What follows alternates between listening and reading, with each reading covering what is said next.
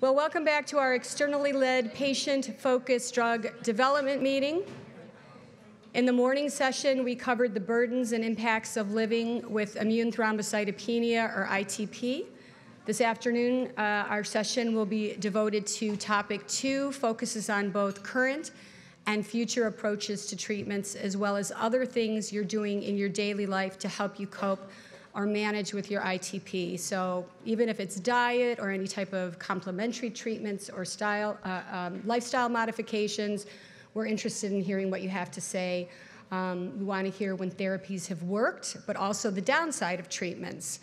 Side effects, whether the treatment imposes additional burdens on your life due to cost. I know we mentioned that in the morning, but let's talk a little bit more about that.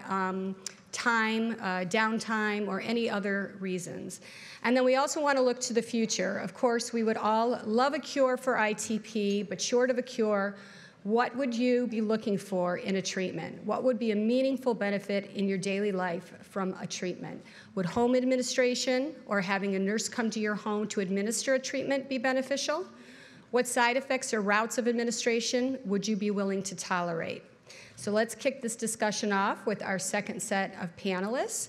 And we have Lib and Logan and Linda, and we'll finish up with Haley. So Lib, I'll turn it over to you. Thank you, Caroline. Hello, I'm Lib Elder. I live in rural Virginia, but rural anywhere, your experiences are going to be pretty similar. I've had ITP my entire life.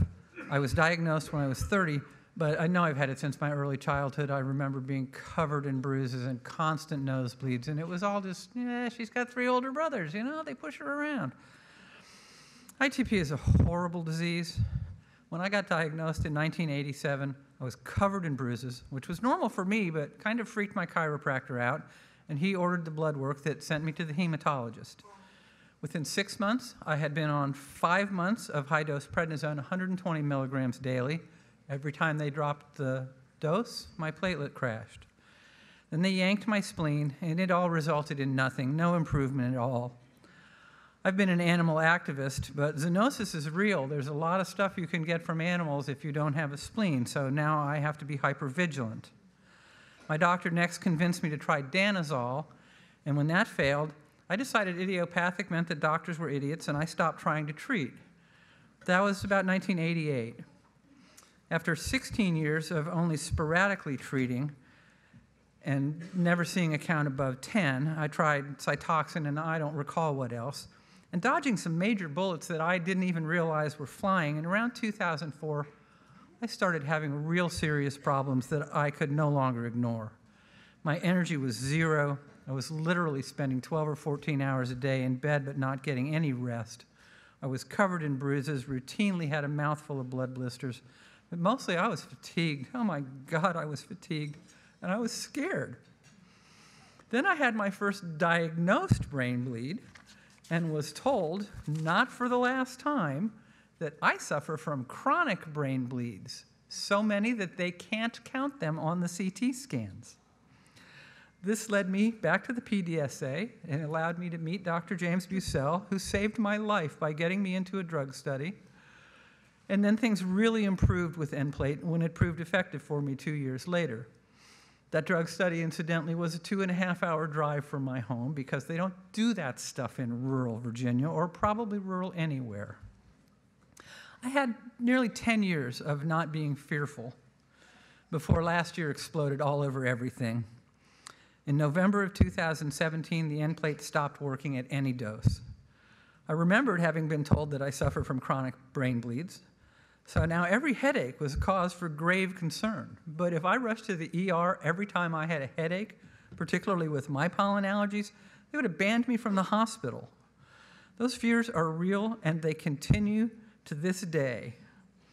So fatigue and fear were, again, my constant companions, and blood. Every sneeze brought blood. Every bump brought a bruise.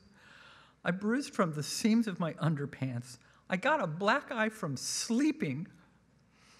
In late March last year, my count hit 3.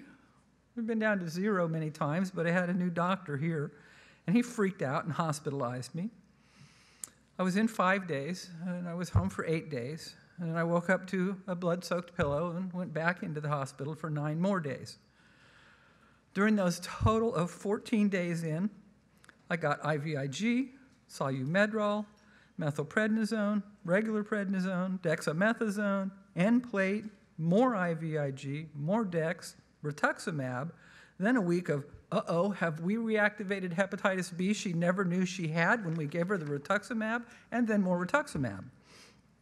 After all that, I hit 23, and my blood pressure was through the roof, and the 23 didn't last all that long. But they did a bone marrow biopsy while my count was up, and then they sent me home because 23 looked like 450 to them. I mean, 30 minutes from pulling the bone marrow biopsy needle out, I was getting into my husband's Jim's car so that he could take me home, wake me up the next morning, tell me, you and your medical bills aren't going to ruin me, get out. I mention this only because some people seem to think that we have the ability to control stress in our lives. And boy, sometimes we really, really don't. And yes, stress is really, really bad when you're sick. Between being tossed out in April and the 29th of December, I spent another 51 days hospitalized, for a total of 65 days hospitalized in 10 months, most of it ITP related. I had 3 near-death experiences. I lived in fear every moment. Even my doctors were afraid. My girlfriends moved me out of gyms and into a temporary home, and 9 days later, home by myself, I got a nasty, nasty nosebleed. I did what I could, but after an hour, it was still flowing like a faucet. I called 911. I explained my hemorrhagic disease. The ambulance arrived a little over 2 hours later. Did I mention that I live in rural America? It was estimated that I lost 4 pints of blood on the kitchen floor. I was slipping into unconsciousness when the ambulance pulled up. I nearly died. I spent 4 consecutive weeks at UVA Medical Center that time. I had another brain bleed. My husband was trying to patch things up with me. He came 4 times in 4 weeks, each time to hand me a fistful of bills and tell me to get them paid. I didn't. When I had that second brain bleed, a couple of fun things happened. One, they started a transfusion of platelets, and it put me into anaphylactic shock and damn near killed me. I was again slipping into unconsciousness thinking, wow, this is really not how I thought I'd go. When they finally stabbed me with the EpiPen, my doctor cried. He was so distraught. And I was again informed by the neurologist that I suffer chronic brain bleeds. They can't count them. There are so many. And 8 hours later, they wanted to give me more platelets because my brain was still bleeding and they were afraid I would stroke out or die. I was terrified. In those 4 weeks, I was treated with rituximab, Promacta, dexamethasone, platelets, Benadryl, EpiPen, platelets, Keppra, prednisone, Dapsone. And then the day that I was scheduled to be released, my insurance company said, nah, we're not going to pay for the Promacta at home. That'll be $13,000 a month. They eventually relented, leaving me only a $3,000 monthly copay on my $1,250 a month disability check. And at the end of the day, none of it worked, none of it. My breasts were bruising from sleeping on my belly. I was terrified.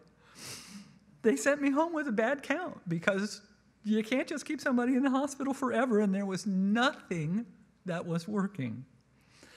They sent me home to, in theory, await the FDA approval of fostamatinib, aka Tavalisse.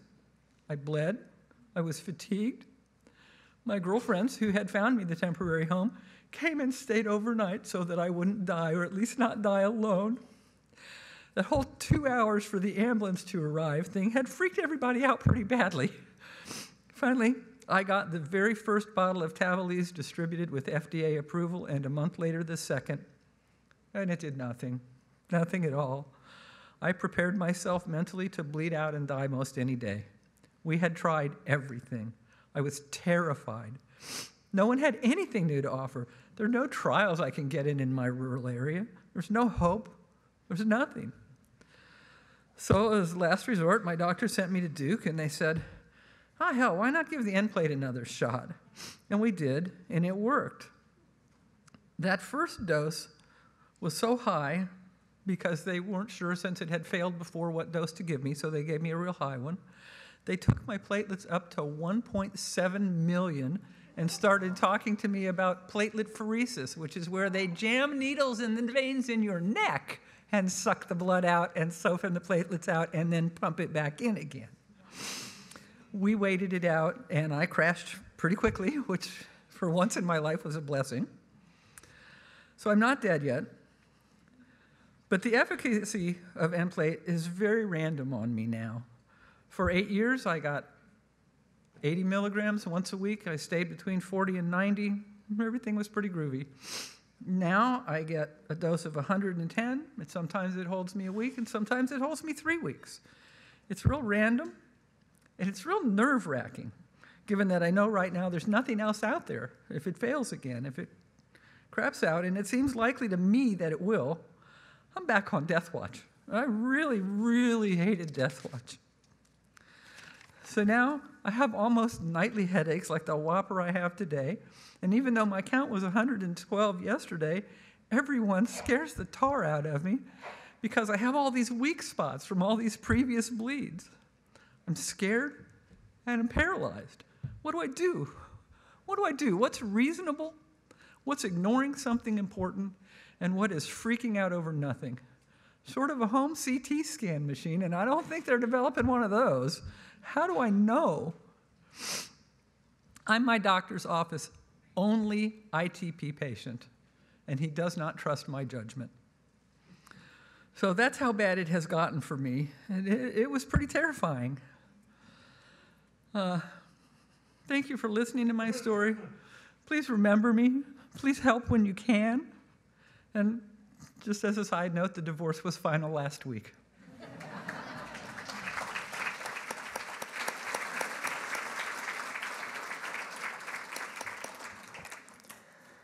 I am Logan Resch, and this is my story. So, I just turned 14 years old, and I love to play basketball, swim, and even play video games, just like any other kid my age. When I was 9 years old, on New Year's Eve, we got a call from my doctor telling us that something was terribly wrong.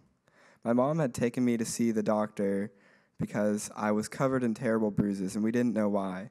My mom thought I was being bullied, but I assured her I wasn't. After being examined, they told us to go to the Blood and Cancer Center. They didn't give us a reason, just instructed us to go directly there and that they were waiting for me to arrive. I had many different tests to try and figure out what was going on, and they eventually diagnosed me with immune thrombocytopenia, ITP. They treated me with Winrow, and I had every single reaction to the medicine. Because my platelet count was low, and I had other symptoms that my doctor worried about, I made a lot of visits to have my blood drawn. I even had to have a bone marrow biopsy. In addition, I needed many treatments to keep my platelet count at safe levels. I've had countless infusion treatments and more than 100 blood draws since being diagnosed, each of which included being poked with a needle. When I was first diagnosed, I was terrified of needles. I've had to learn to overcome my fear. I really hate the side effects of some treatments, like headaches, moodiness, difficulty focusing, and bone pain. And those have been bad enough sometimes to cause me to miss school and extracurricular activities. Sometimes it can be so bad that all I want to do is sleep. I've even been admitted to the hospital because of ITP after hitting my head in an accident at school. Luckily, my brain was okay and I wasn't bleeding there, but my platelet count had dropped to about 3,000. I wasn't even allowed to get out of bed without a nurse with me.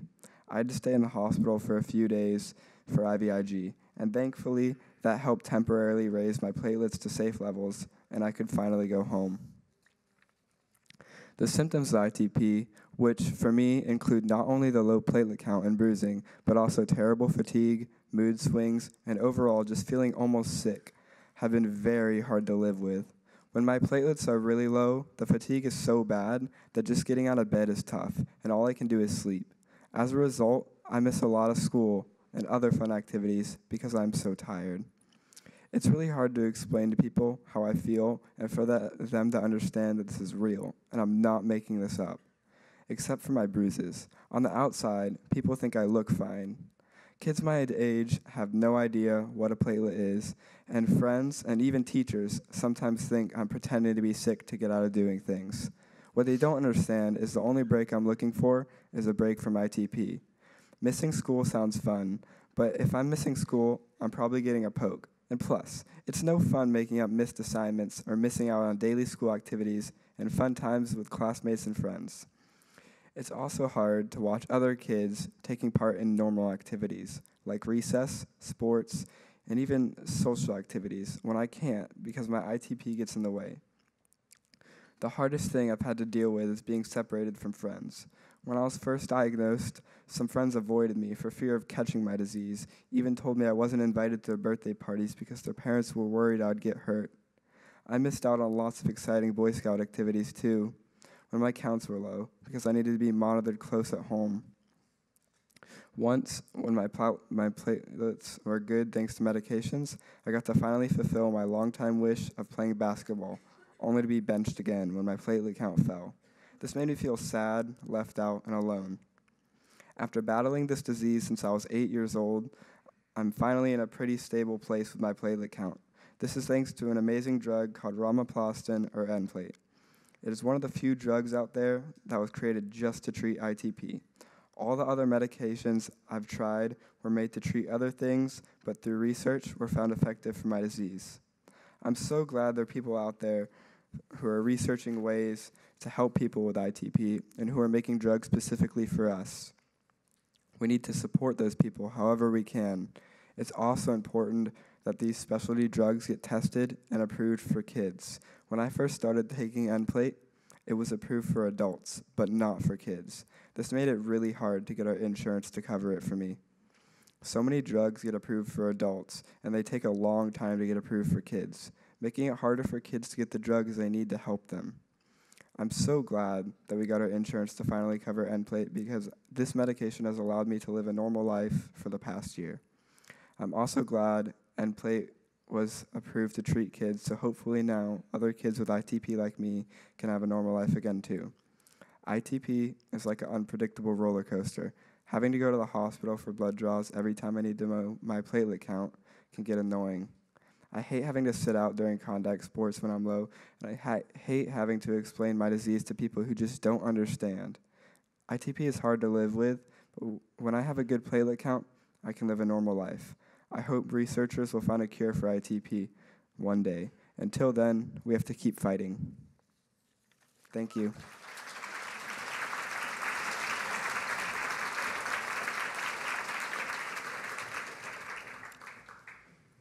Hello, my name is Linda McGurl. I'm 55 years old, and I live in New Jersey. I am a wife, a mother of 3, and a financial advisor who was forced to go on permanent disability due to having chronic refractory ITP. Currently, I'm taking a drug named Promacta to attempt to increase my platelet counts and control my ITP symptoms. Promacta, unfortunately, keeps my platelets in a safe range only part of the time. Most of the time, my counts are either critically low, between 0 and 5,000, or critically high, over 1 million at times. When my platelets are too high, I'm at risk of life-threatening blood clots. And during this time, I take a baby aspirin to thin my blood and lessen the associated leg pain and extreme head pain I experience. When my counts are too low, I become chronically fatigued to the point where I am bedridden. Additionally, the inside of my mouth fills with blood blisters, and I often experience bloody noses and vaginal hemorrhaging, and my skin gets covered with spontaneous bruises and petechiae. It is at this time that I'm at risk at high risk of internal bleeding and brain hemorrhaging. I have a history of losing consciousness from blood loss. I've had multiple red blood cell transfusions and many MRIs over the years, checking for brain bleeds as well as brain clots. I have missed countless significant events in my life since being diagnosed with ITP at the young age of 21. These include vacations, parties, weddings, and many of my children's activities. Because I only go out when I'm somewhat healthy, and the fact that ITP is often an invisible illness, I have been accused of being a lazy mother, an unreliable neighbor, and a person who took advantage of working remotely because I don't always look sick. ITP is a debilitating disease for me, as well as a frustrating illness for a person who has a driven personality. I am often fatigued to the point where taking a bath is even an impossible task, and all plans need to be canceled. I didn't even know if I'd be able to attend today's conference until this morning, since my platelet counts can change at any moment. In my youth, I enjoyed horseback riding, dancing, biking, skiing, and a lot of other active sports. But as an adult, I'm sadly only permitted to do these activities once in a while. ITP robbed me of the active lifestyle I loved. I would estimate over the last 34 years of having ITP, with only 2 years of remission, that I have spent at least 10 years of this life in bed or in the hospital debilitated and living in the fear of losing my life. This has not only impacted my life, but my family's life as well. In addition to Promacta, I take a medication named Vibrate to assist with associated depression and anxiety that comes along with living with a chronic disease. Additionally, platelets carry serotonin, which leaves ITP patients even more susceptible to anxiety and depression. I follow a very strict immune power diet. It's gluten-free, dairy-free, and sometimes I feel like it's also taste-free. I take daily probiotics, I mix my own electrolytes, and I take many vitamins, including vitamin D with calcium, for the bone loss that resulted from the abundance of steroid use that I used over the years. I spent thousands of dollars on organic food and supplements trying to fight the associated fatigue. Yet this has still not helped my platelet counts, and I still find many days bedridden. In the beginning of my journey, I lived on various steroids to bring my platelets up, and I gained weight to the point of being unrecognizable to some. I went from being an athletic, joyful young woman to an overweight, sick, moody young adult whose former classmates would often say, and I would hear them, "What happened to her?" At the age of 22, I was forced to turn down my dream acceptance into the MBA program at NYU due to this debilitating condition. Years later, I chose to have a splenectomy and was gifted with 2 years of remission, free of doctor's visits, free of lab tests, and free of hospitalization, only to find that my ITP returned after becoming pregnant with my first child. I lived on prednisone during the first 2 pregnancies, and it was suggested that I abort my 3rd pregnancy due to my critical low counts. The doctors felt my ITP during this pregnancy would kill me. Alternatively, I found a doctor to treat me with a new treatment at the time named IVIG, and it was partnered with steroids. I spent every 10 days in the hospital for 3 days in a row during this pregnancy just to keep myself and my new unborn child alive.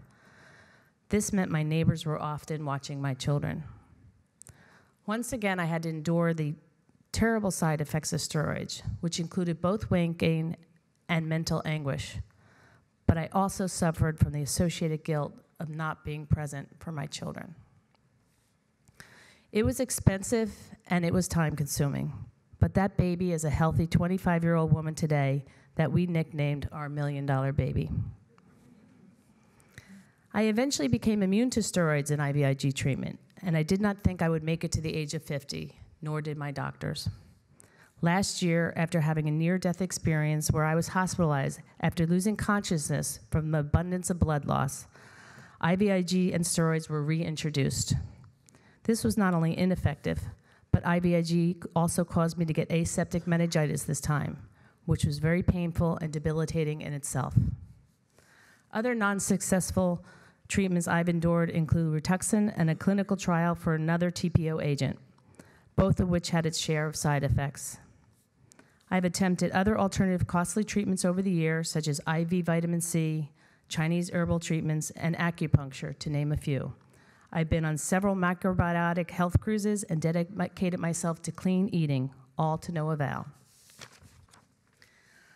I'm looking for a treatment that would provide me with a consistent, safe platelet count. I often feel like I'm playing Russian roulette with my life because there's no current way to check your platelets at home, and since the life of my platelets are only about 8 hours at most versus the normal 7 to 10 days, I often have to try to predict what my counts are and what my limitations are. I can't possibly run to the doctor every day to get my counts checked, and I'm also not permitted to drive when my counts are suspected to be under 20,000. Currently, my platelet counts are under 20,000 about 2 weeks out of every month. Predicting platelet levels is also risky business. There have been many times I planned a vacation thinking my counts were safe and have wound up hemorrhaging out on the airplane due to the combination of the low platelets and the cabin pressure. And what if I took a baby aspirin for a headache and it wasn't a result of high platelet count? Aspirin alone can cause excessive bleeding and lead to brain bleed if my platelets are actually low at the time. Ideally, I'm hoping for a new course of treatment that would keep my platelets consistent at a safe level so that I can enjoy my life with limited side effects and limited doctor's visits. Please keep in mind that my story is only one of many thousands of stories among IT people who suffer from this life-changing disease. Hopefully today, needed improvements will be developed. I thank you all for listening.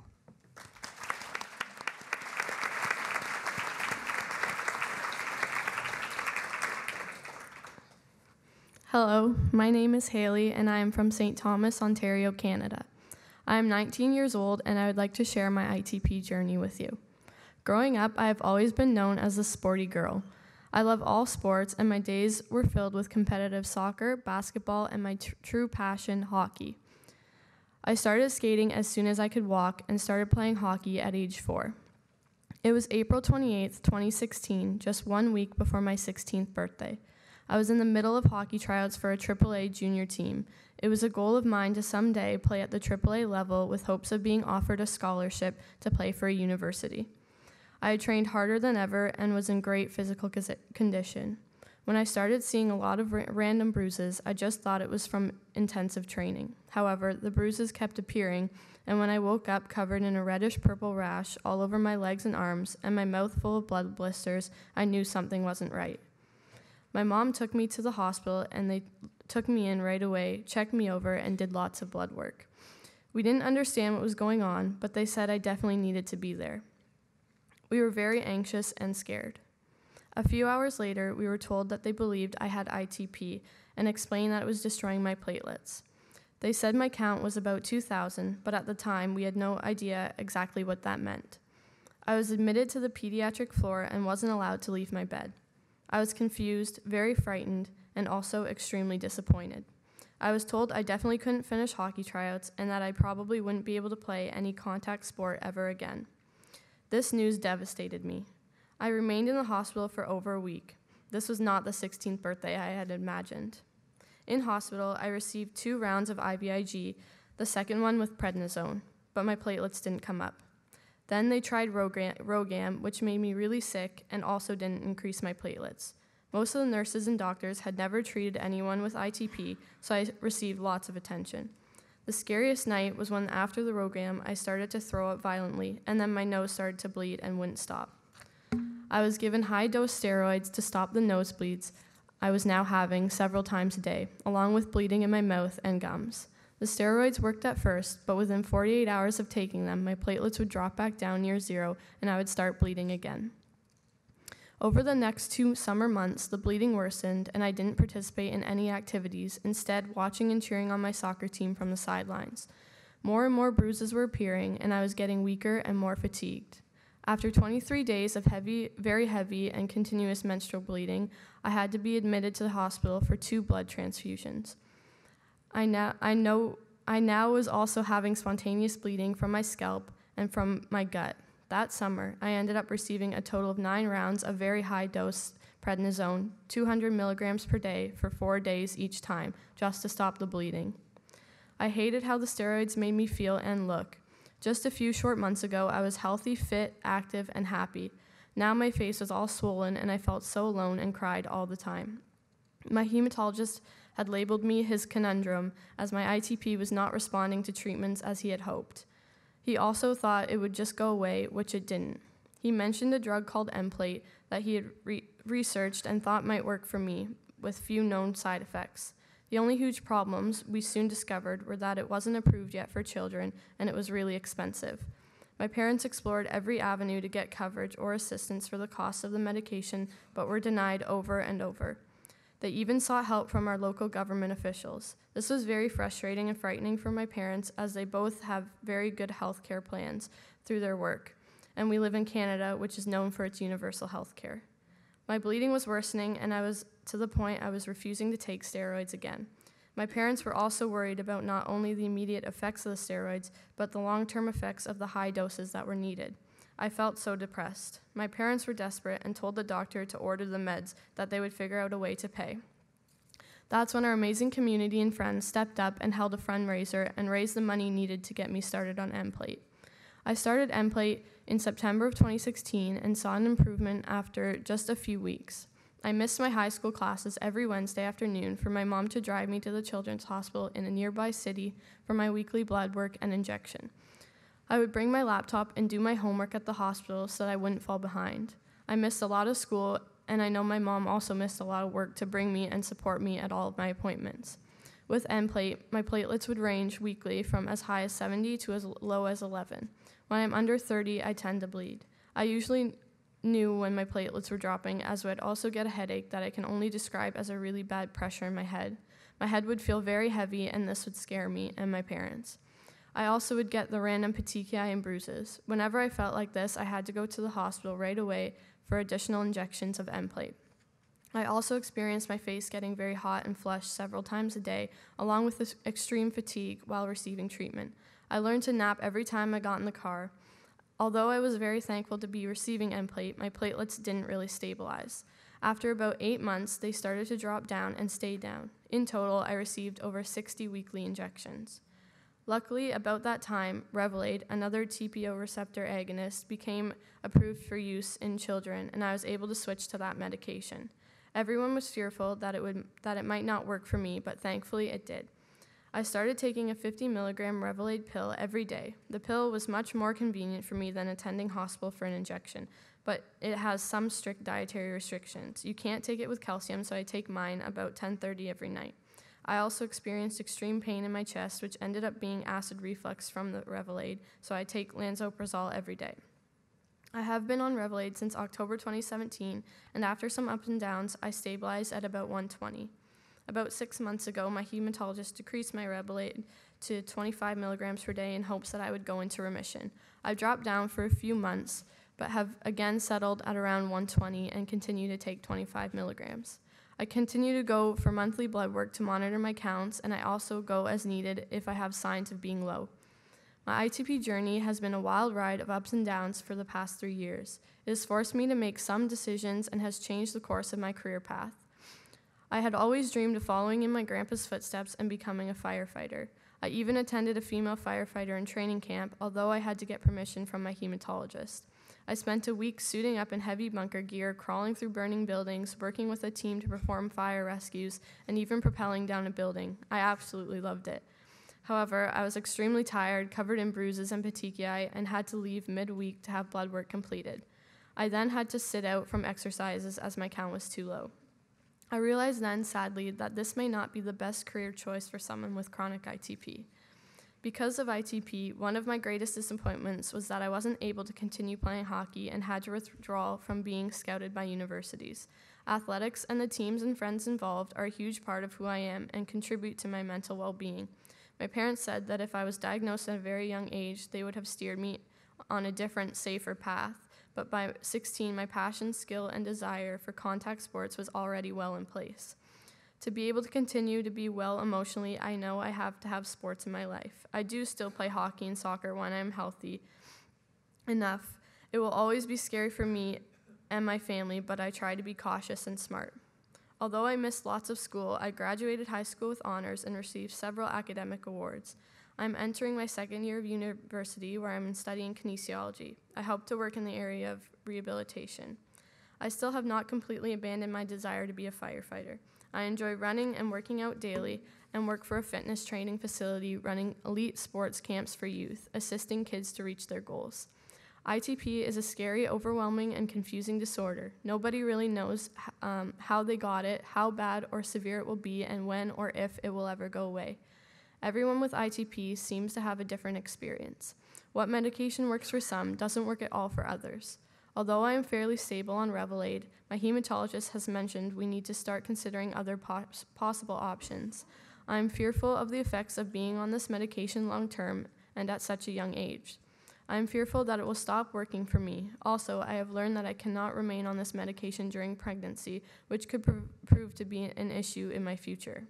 There is still talk of removing my spleen, but that comes with no guarantees and its own risks. What I do know is that I am thankful for my family and friends and for the PDSA who have provided me and my family and thousands of others living with ITP the support, information, connections, and strength to be able to make some sense of it all and to continue to fight.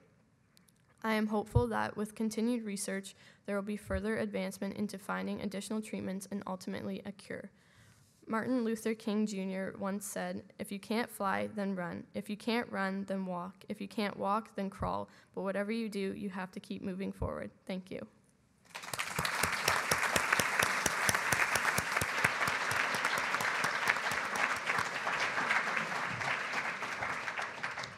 Wow, and they wrote these stories themselves with no coaching from us whatsoever. So impactful and inspiring and moving in so many ways. So thank you to all of you. I'll let you go back to your seats and sit down so that way you can participate in our next set of polling questions. But again, thank you to our patient panel for sharing their stories.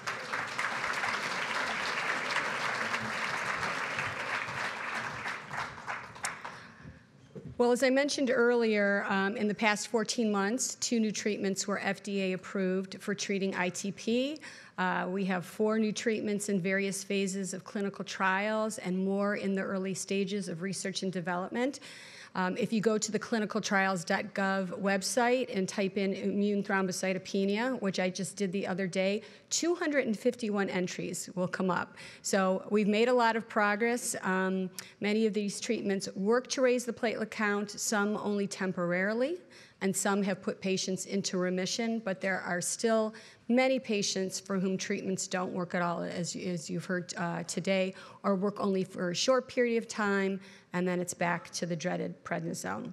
So to help us further understand the array of treatments the larger ITP community utilizes to treat and manage their ITP, we're going to have another set of polling questions now. And again, these questions should only be answered by one person per family, be that the patient or caregiver on behalf of the patient. So maybe the same person who answered the question throughout the morning. So our first question, what treatments have you taken for your ITP? And so for this question, you can check off every treatment that you've taken.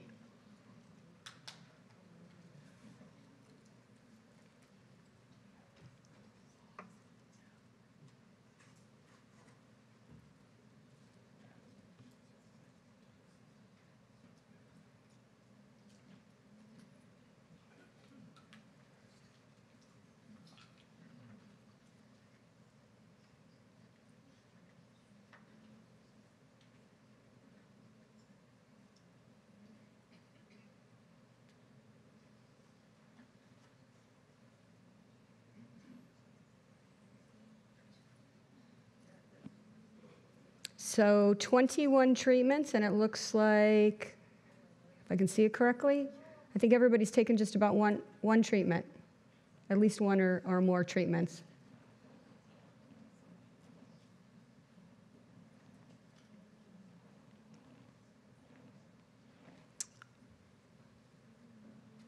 All right, moving on to the next question. How many conventional ITP treatments have you tried?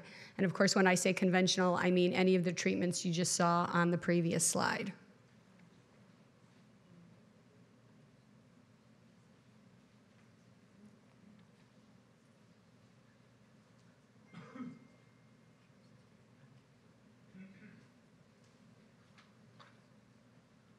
So it looks like the majority of patients have taken at least 3 to 5 treatments to treat their ITP. And around 5% have taken at least 11 plus treatments.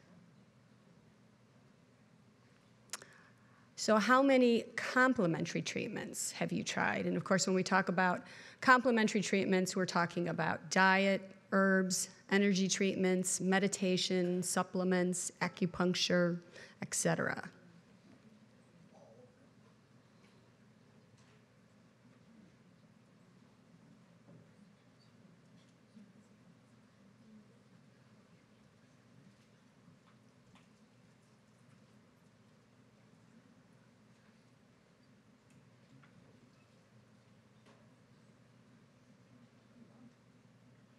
So almost 50%, a little bit less than 50% have tried at least 1 to 2 complementary treatments. Next question, next slide. What treatments are you currently taking for your ITP? And you can select all that apply because we know some of you are on multiple treatments.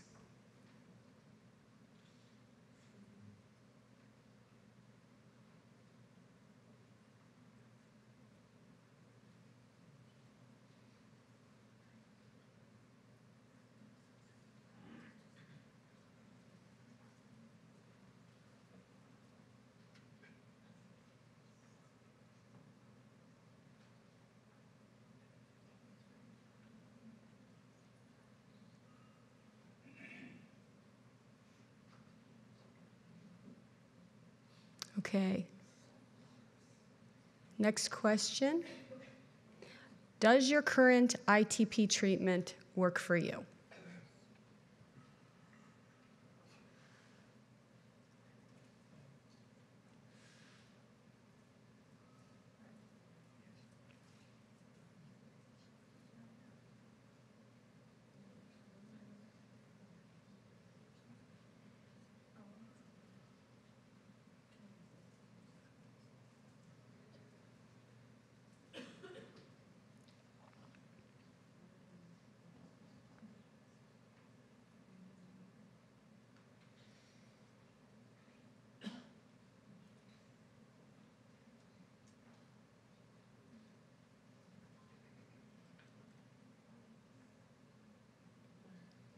So close to 30% say yes, and also 30% say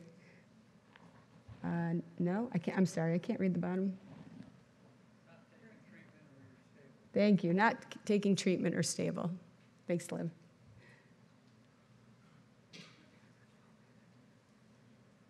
All right, and then our next question. What are the issues you deal with your current treatment? And you will select the top 3.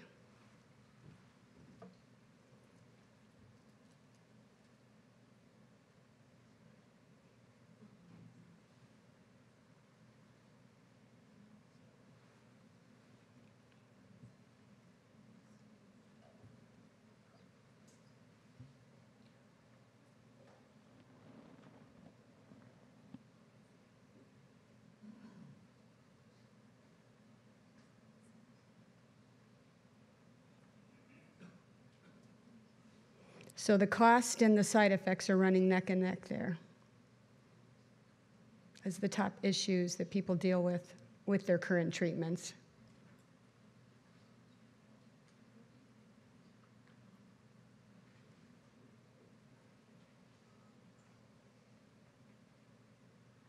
All right, next question. Which symptoms would an ideal treatment improve? Would it improve your depression, your platelet count, energy levels, fatigue, reducing your anxiety, reducing bleeding, bruising, physical pain, or other?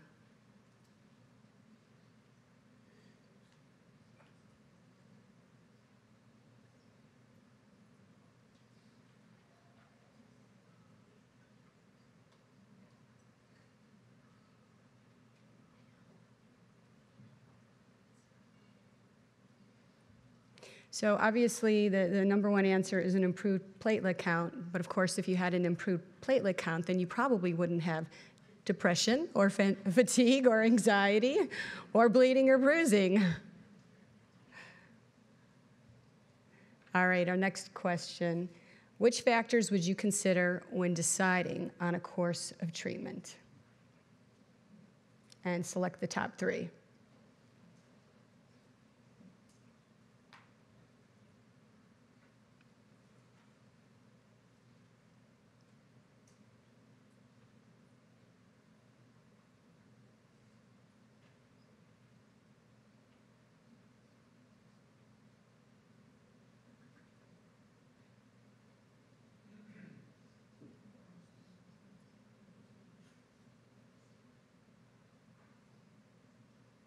So of course we would all love to go into remission, but it's interesting that we would still be willing, the trade-off is we would still be willing to take a medication if there were far fewer side effects.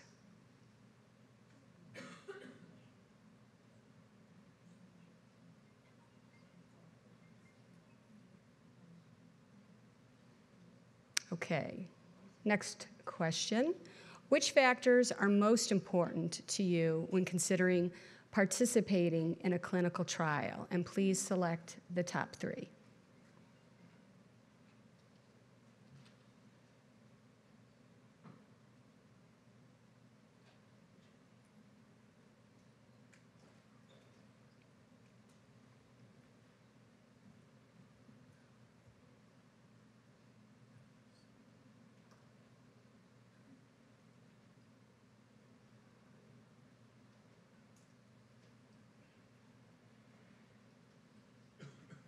So no surprise to us here at PDSA or to the ITP patient community how the treatment might affect you long term. We hear that comment and question quite a bit from people. And of course, if we had available safety data ahead of time, that would help you in making a decision of whether you'd want to participate or not.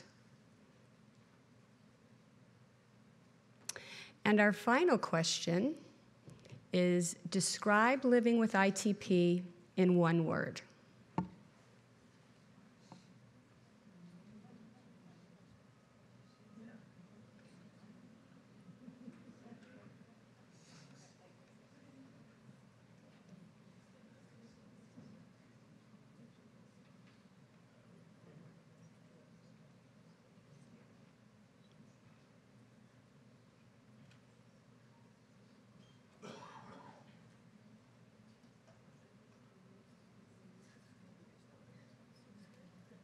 Scary, roller coaster, frustrating, stand out there?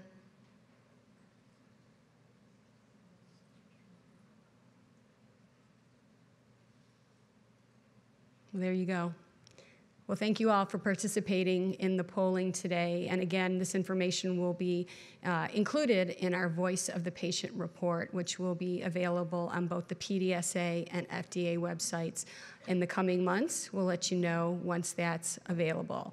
So now we're going to move to include our audience members here, our patients and caregivers, in a discussion on topic 2, approaches to treatment. We'll have some questions up on the screen to prompt our conversation.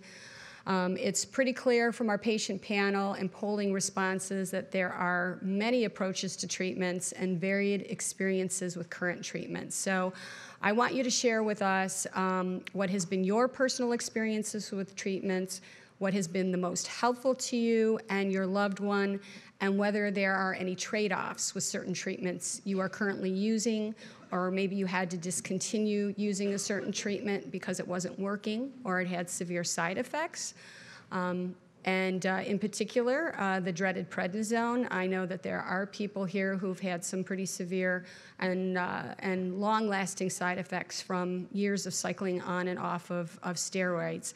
And we just want to remind you, we have 2 mic runners in the room, Alex and Jared, and please raise your hand. They'll come to you. Please tell us your name, how long you've had ITP before you begin. So to prompt the first conversation, discussion question number 1, what are you currently doing to help treat your conditions or symptoms? And again, it can be prescription medications, approved medications to treat ITP, over-the-counter products, and non-drug therapies as diet modifications. So anybody willing to start us off?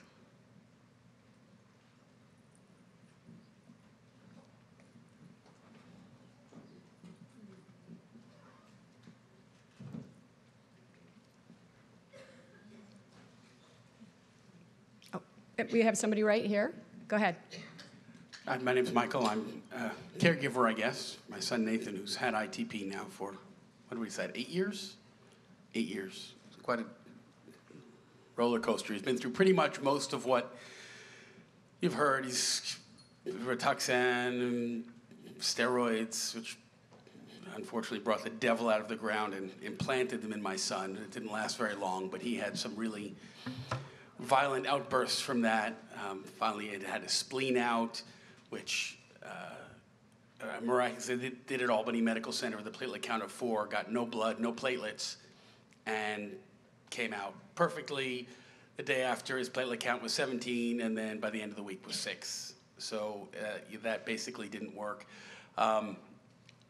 Finally, to cut to the end of it, we did get a good response to a combination of Promacta and Dapsone, and he's responded well too. He's now off the Dapsone and on Promacta, but and holding his platelet count, but it jumps. Never really, really high, but he's been at 400 and 500, and then a month later we'll check and it will be 17. But luckily, and that's, coming to these meetings, this is our 3rd time, it never ceases to, I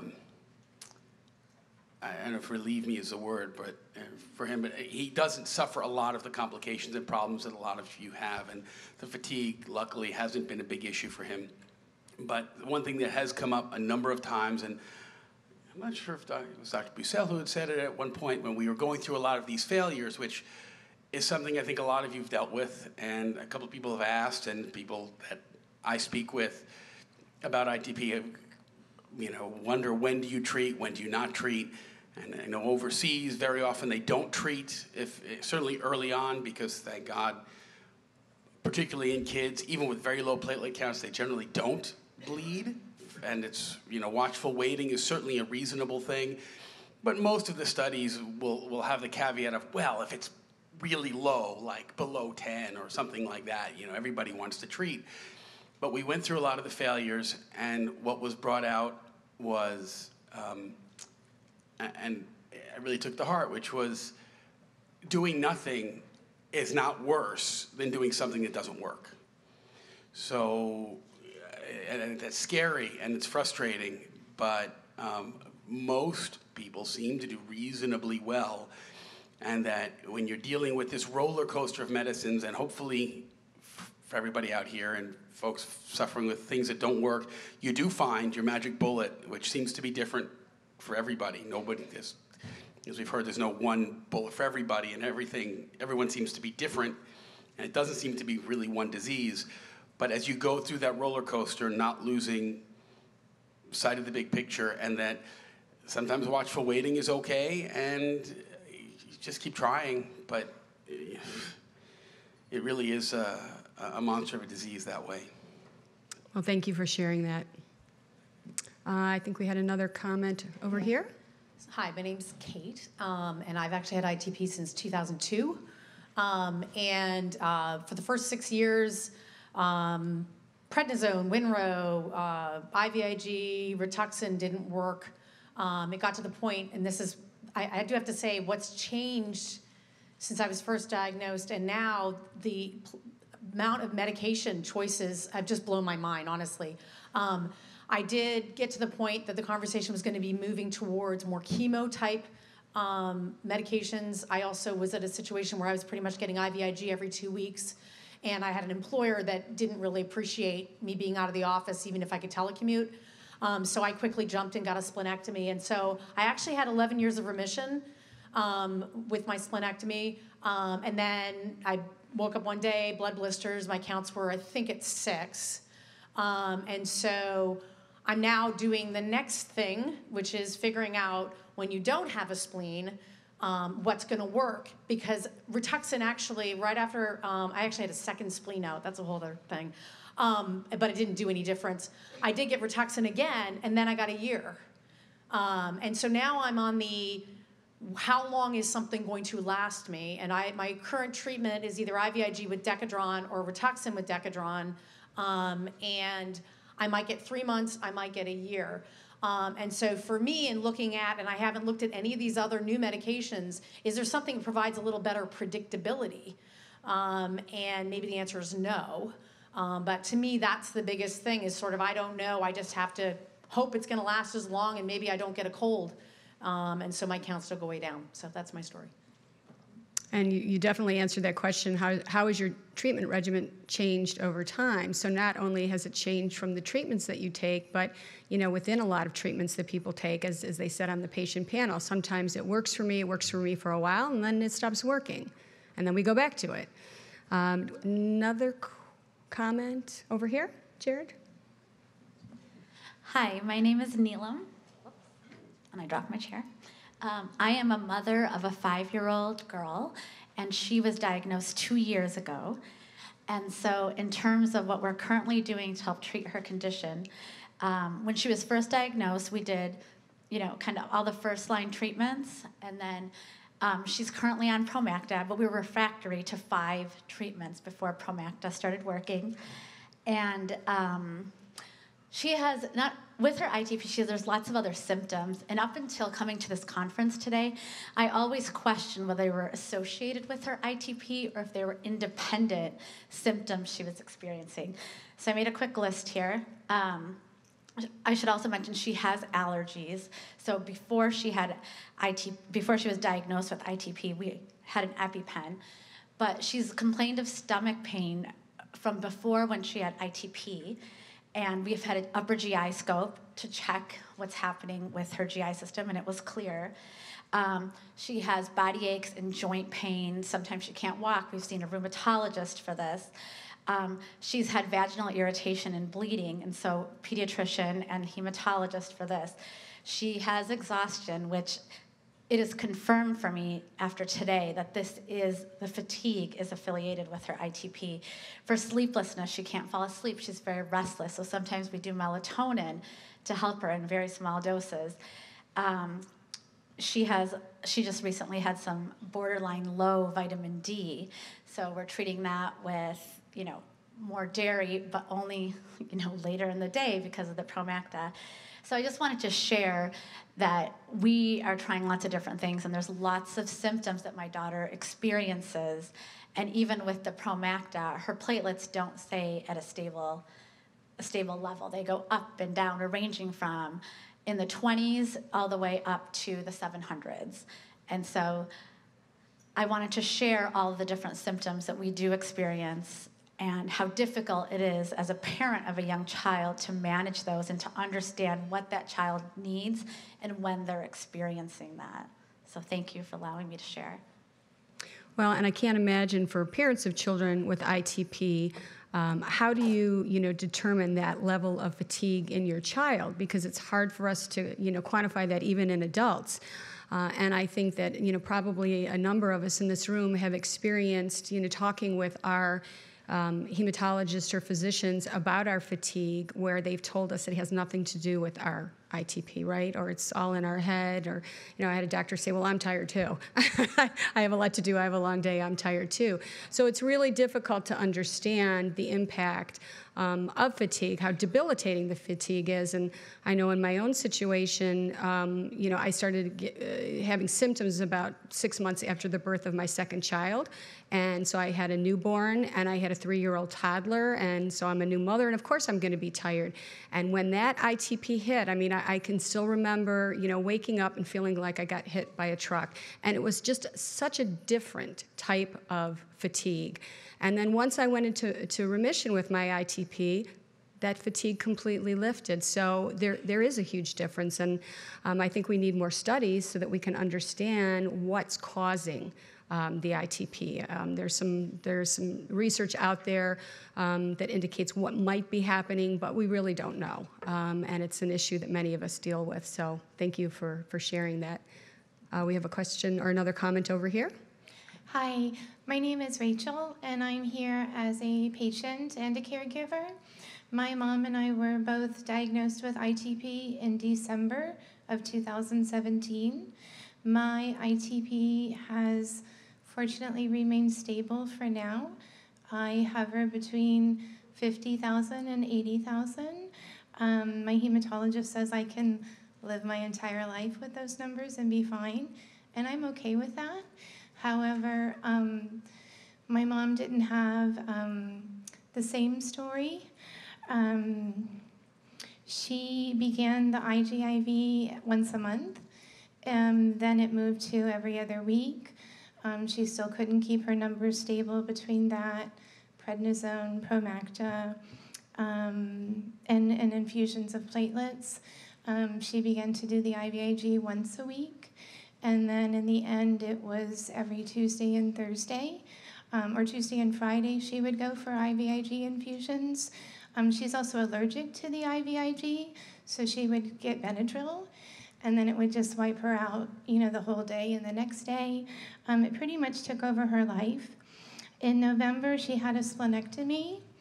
It caused, after that, she had blood clots in her mesenteric vein, which caused her to balloon with a lot of fluid. They did a paracentesis to drain the fluid from her abdomen, and then they put in a Denver shunt to help circulate the fluid through her body.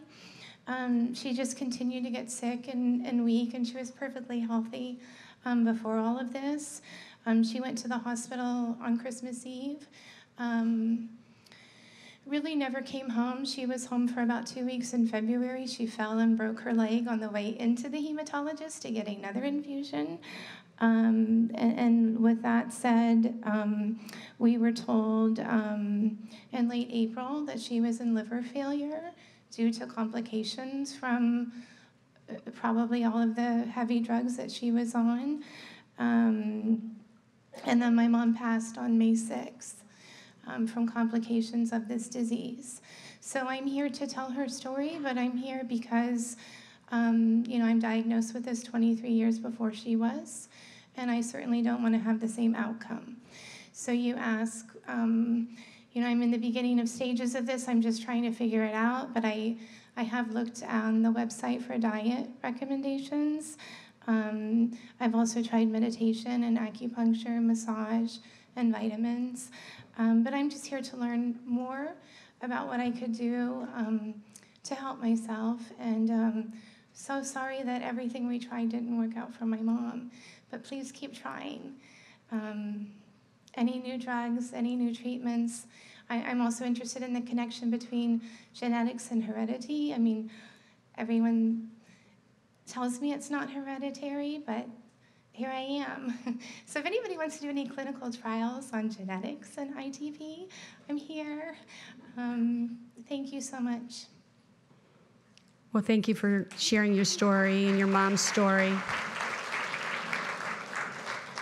We're very sorry for your loss. Actually, Dr. Michelle Lambert is the person that you want to talk to. I don't know if Dr. Lambert's in the room, but she's at in Pennsylvania, and she is the expert in hereditary or familial ITP or platelet disorders. So she would be the person that you would want to talk to. I'm curious, I know we had that poll before, if anybody has a family history of low platelets, but just by raising your hands, are there other people in the room who have other family members with Diane, with low platelets? Oh, okay, well, really? Yeah, a handful of people. Okay. All right, any other comments here? We have one over here. Hi, everyone. My name is Desi. Me and my wife are here from Toronto, Ontario, Canada. And we have a 9-year-old daughter who's had ITP for about 2.5 years. So ITP isn't widely known from where we are. We talk to teachers, we talk to doctors, and many don't know what it is. So we've had to do a lot of research. We've had to look at everything. And her treatment so far has been on steroids. And early on, it was regular. Like every few weeks, she would have to go through sessions. And it got to a point there we had to do something different because we didn't want her on steroids. She was young. And the side effects of it was, we could see it, the weight gain, the mood changes. And one of the things that we did look was diet. A close friend of ours showed us a book by Haley Pomeroy, who's a doctor or is out of California. And she has ITP, and she treated it through a diet targeting autoimmune. So we had started it back in November of 2017. And it took a while, but we could see that, you know what, the duration between steroid sessions were increasing, and we were very happy to see that. It got to the point where her last steroid was June of last year, and we went through a whole year of not having to give her steroids. but then she got sick. She had a cough, and all of a sudden her platelets just dropped again. And unfortunately, we had to give her steroids just the Monday of this week before coming here. So even though it happened, we saw something that worked. And again, everyone is unique, and it may not help everyone, but it's something different. And like it's not a radical diet. It's looking at just healthy alternatives. One of the things that we've reduced and tried to cut down our nightshades, so like tomatoes, peppers, and that seemed to make a difference. So hopefully it'll help someone as well. Thank you for sharing.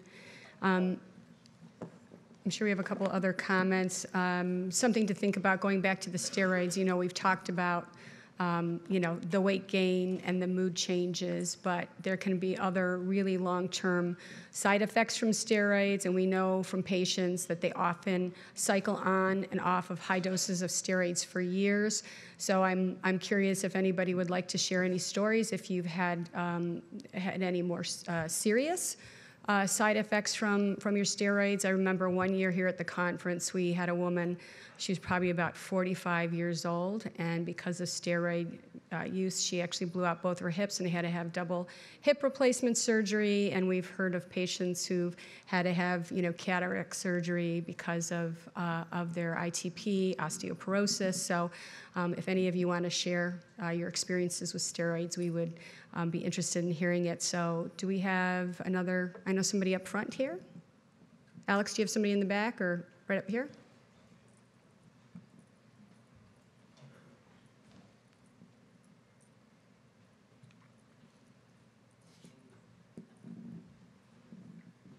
Hi, my name is Joan.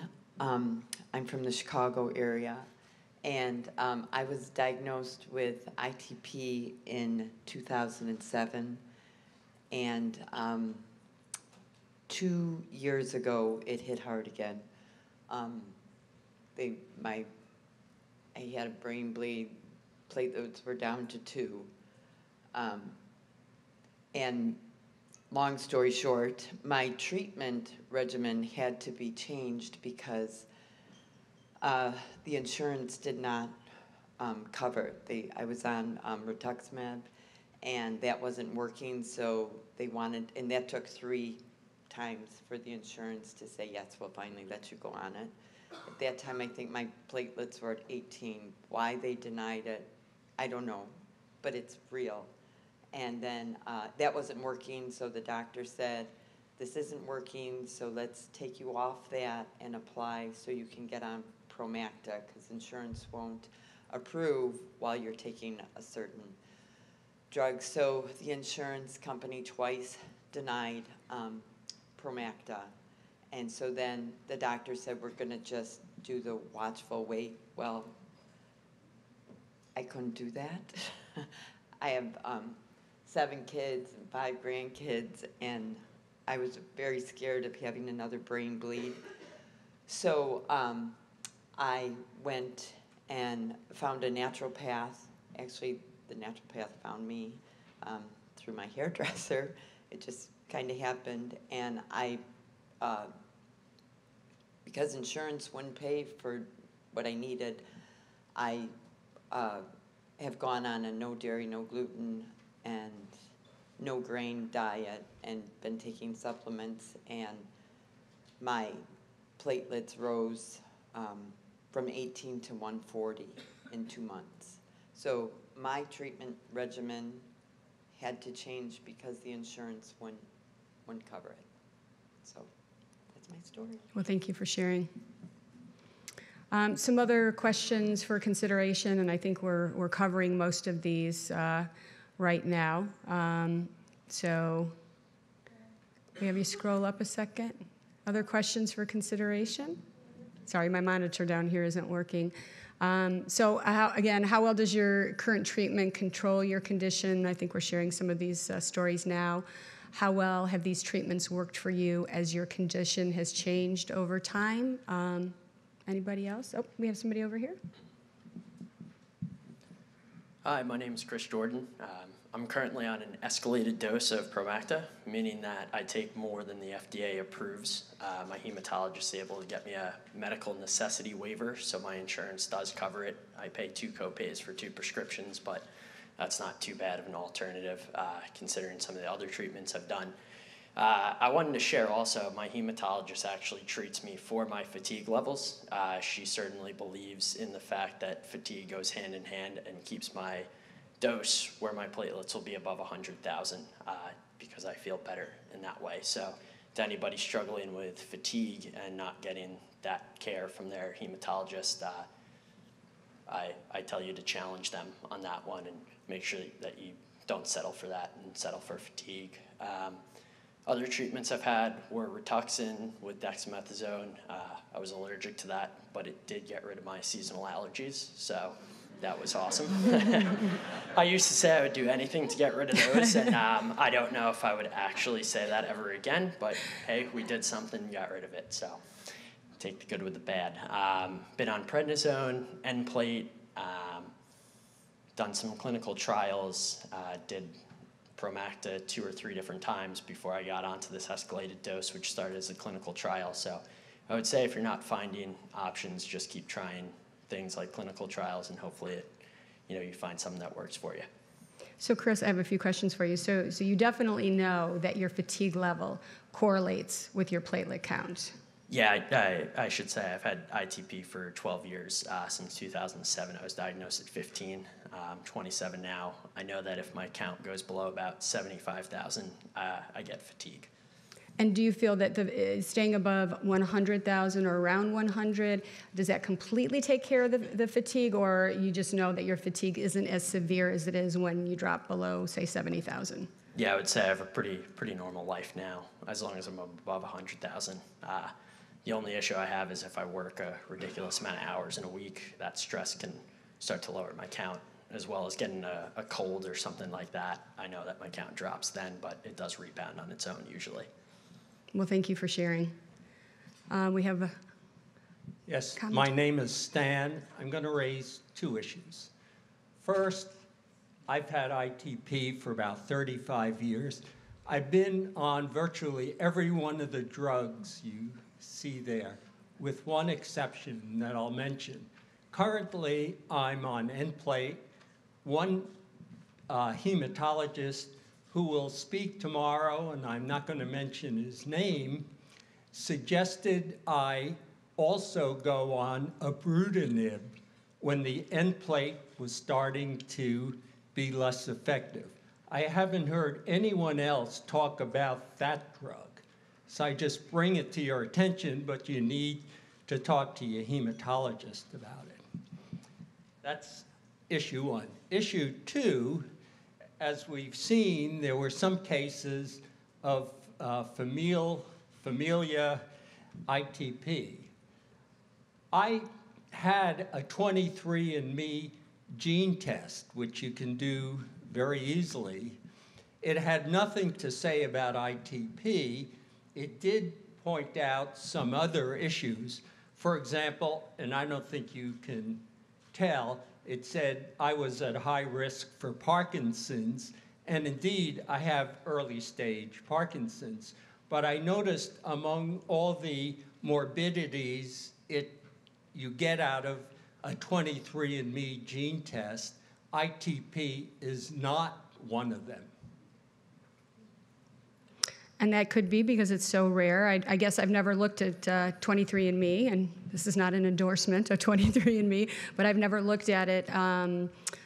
So I'm curious to know how many, there are so many rare diseases out there, so I'd be curious to see how many rare diseases are actually included in that genetic profile. I think for children, you'll hear more about this throughout the weekend. And again, Michelle Lambert will present a program on ITP in children. But there is some genetic testing that can be done for children with ITP. So you might want to talk with Michelle about that as well. And is Michelle in the room? Oh, I thought I heard somebody say yes. Or maybe somebody's had their child have the genetic testing. And then to your first comment, I think that the treatment that you're talking about, we'll hear more about that Saturday afternoon in What's New in ITP. I do not believe that's an approved FDA treatment for ITP. So obviously your doctor has you on a combo treatment. Are you in a study? Not as far as I know. Okay.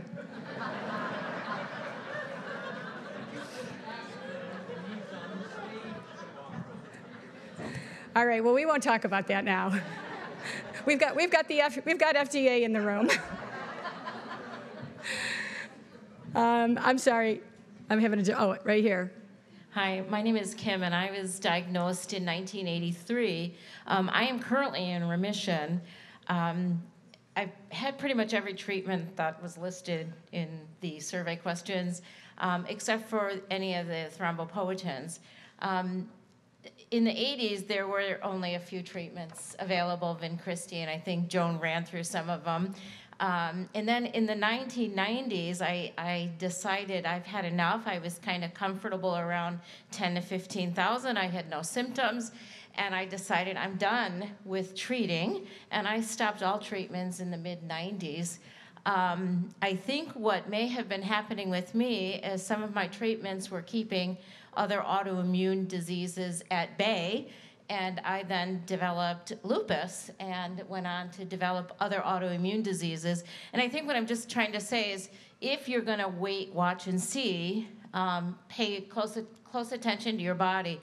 I had children, I was busy, I was working at a career, and I just kept pushing through and being that brave soldier, and everything's okay and everything's fine and I'm having a great life. But I was ignoring other symptoms and not paying attention to my body. So I am currently in remission for my ITP and my lupus, because I went on to have a stem cell transplant for autoimmune disease. And that's the only thing that actually worked for me. But I think the moral of my story is, listen to your body and pay attention. And if something doesn't seem right, then don't just ignore it. Well, don't soldier through all the time. Yeah, you bring up a good point. Yeah. And also, again, tomorrow morning we'll talk about the new American Society of Hematology guidelines and the International Consensus Report. And those are for physicians, but the information will also be on the PDSA website, and we will cover it in our newsletter in addition to the conference here. But it's important for patients to look at that and to look at which tests that you should have before you were diagnosed, or obviously if you've had ITP for a long time, go back and see, was I ever tested for this or this or this, to make sure that you don't have secondary ITP or you don't have some underlying condition.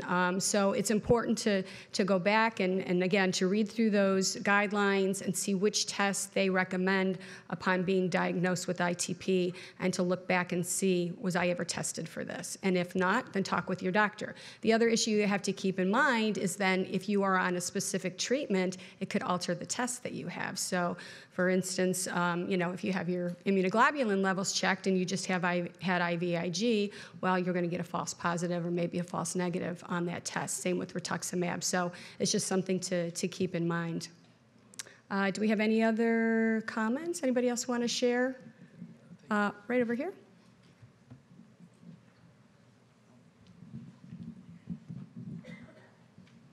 Hi, Phyllis Chillingworth. I've been diagnosed just a year and a month. The first-line treatments really didn't work. The doctor then recommended Tavalisse, Promacta. I don't have prescription part of my medication. I never took a drug in my life. Now I realize I should have it.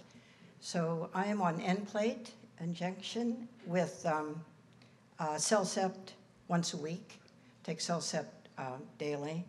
And it's working, but the levels can go from 90 to 740. It can, and within 1 week.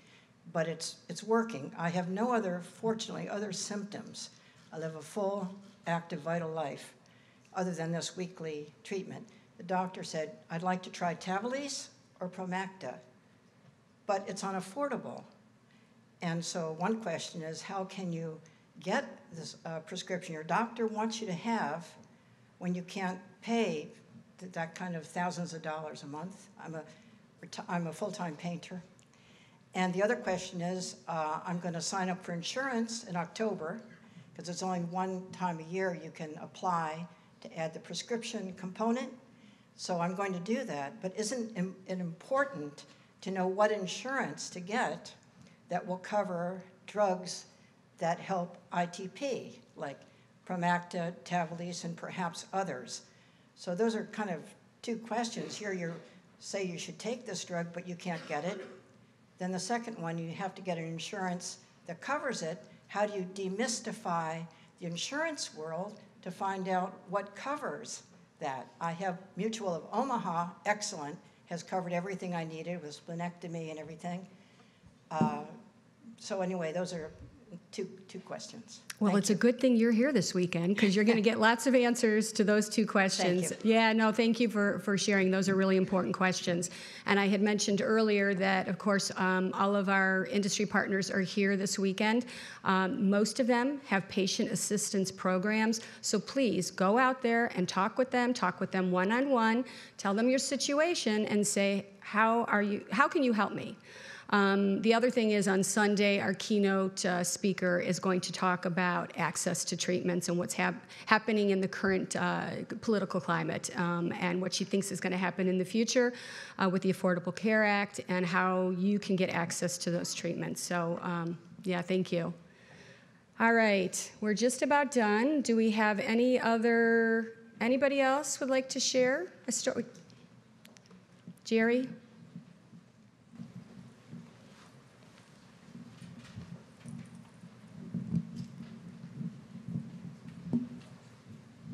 Several support groups, and what I notice is people are so desperate for an answer to their controlling their ITP that they are willing to try anything.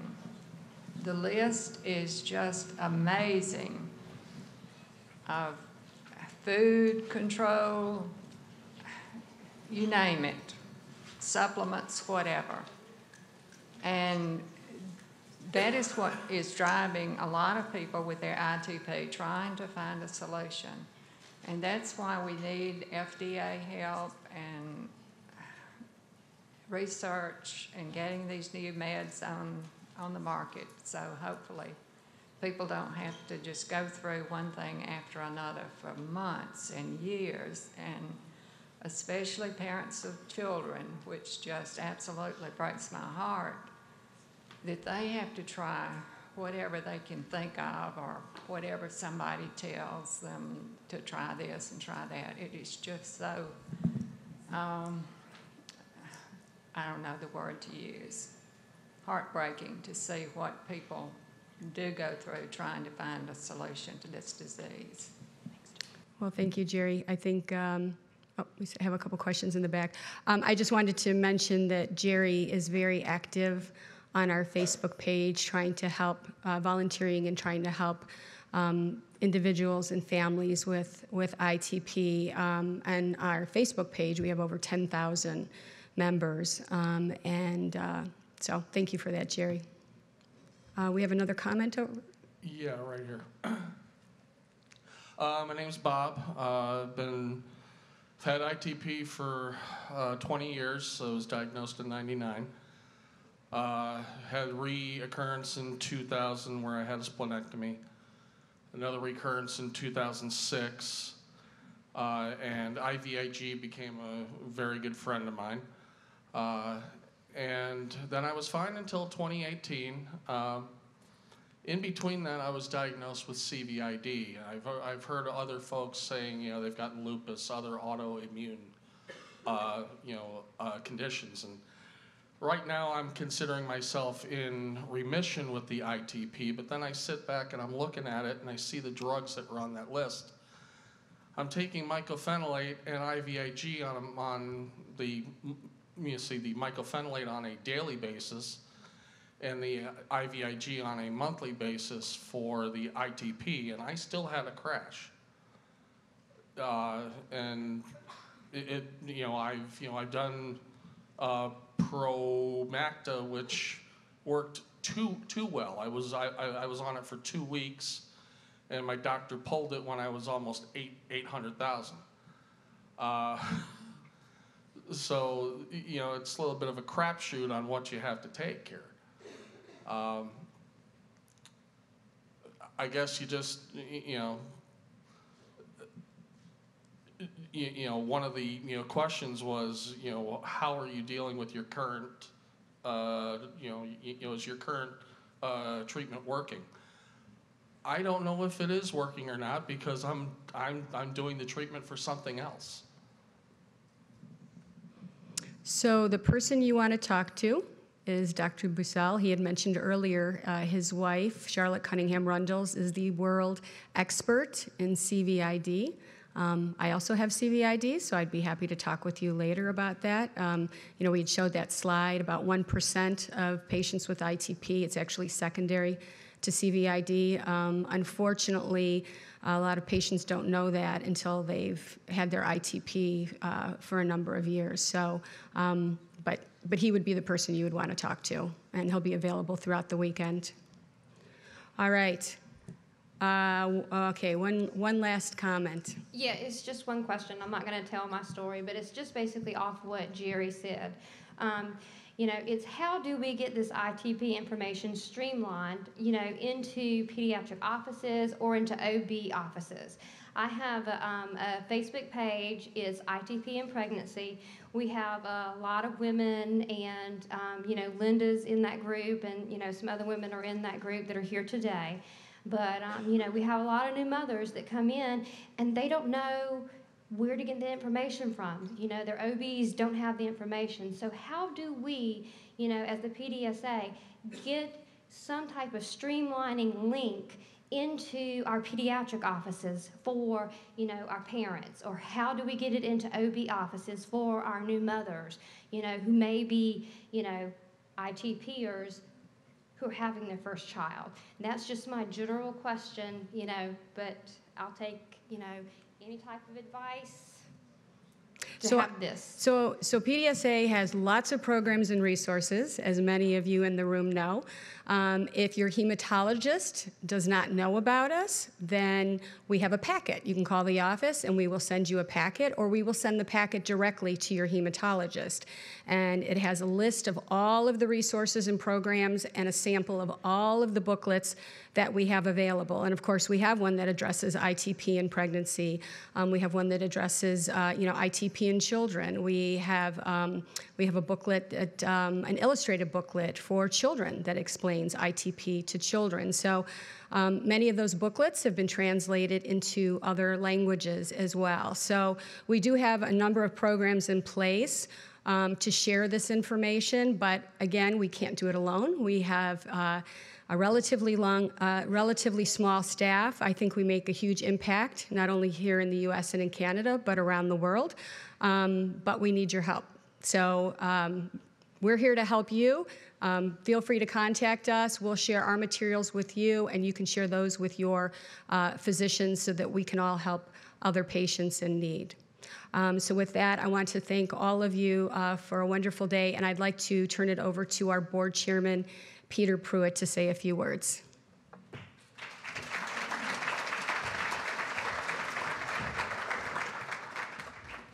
Thank you, Caroline. As Caroline said, I'm Peter Pruitt. I'm the board chair for the PDSA. Putting on this conference is a bit of a Herculean task for Caroline and the staff. To add this onto it on a Friday makes it an over-the-top task. So I think we really should have a big round of applause for Caroline, Nancy, and the whole PDSA staff.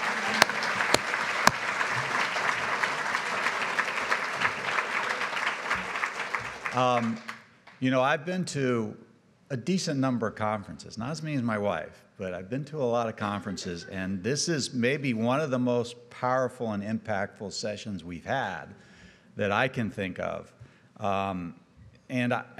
First of all, I'd like to thank Dr. Farrell and the FDA for being here and listening. I certainly want to thank our industry partners who are all here and industry members, taking the time to be here, hearing the voice of the individuals you're helping with the products you're developing. I have to thank the caregivers, right? Being one of them, for the strength and the support you provide those of you, and the love you provide for those of your families and members and others who are suffering from ITP. But most importantly, I want to thank the patient panelists and those of you who spoke. It takes a tremendous amount of courage to get up and talk about such personal challenges. So I think I want to give another big round of applause for everybody who talked and the patient panelists. Thank you. So here at the PDSA, we're here to support. We're here to help get you the information you need to manage your ITP, to advocate for you, to inform you. And this is just the beginning of the conference. Now, a surprising number of you, this is your first conference. And I mean, there's a lot to the conference. There's a tremendous amount of education tomorrow about what's going on, new and different things. There's obviously different cohorts here, whether you're a child, a caregiver, a woman. There's lots of cohorts that we have sessions for tomorrow. But an important part of this conference, and Barbara, my wife, who was on one of the panels earlier, didn't meet anybody with ITP till she came to this conference, how many years ago? 18 years ago. An important part of this conference is meeting others with, whether you're a caregiver or a sufferer, meeting others who have ITP, hearing that you're not crazy, that the things that you're feeling are not you don't know what they are. Now you realize what a lot of it's about. And this session, I think, was really, really important from that standpoint. So it's going to be a great conference. You're going to enjoy, those of you, again, for the first time, and I know many of you have been here before, you're going to enjoy what you hear tomorrow. You're going to hear a little bit about the science. You're going to hear a little bit about what's going on, and you get to talk about in smaller cohort groups the issues that impact you. So with that, I guess we begin tomorrow. I know we begin tomorrow morning, 9 a.m. here. With a session on the new ITP guidelines, and I think you should hear that. And I think we go to a mixer outside, correct? So have a great evening, and I know we've had a great session today, and let's go to the mixer.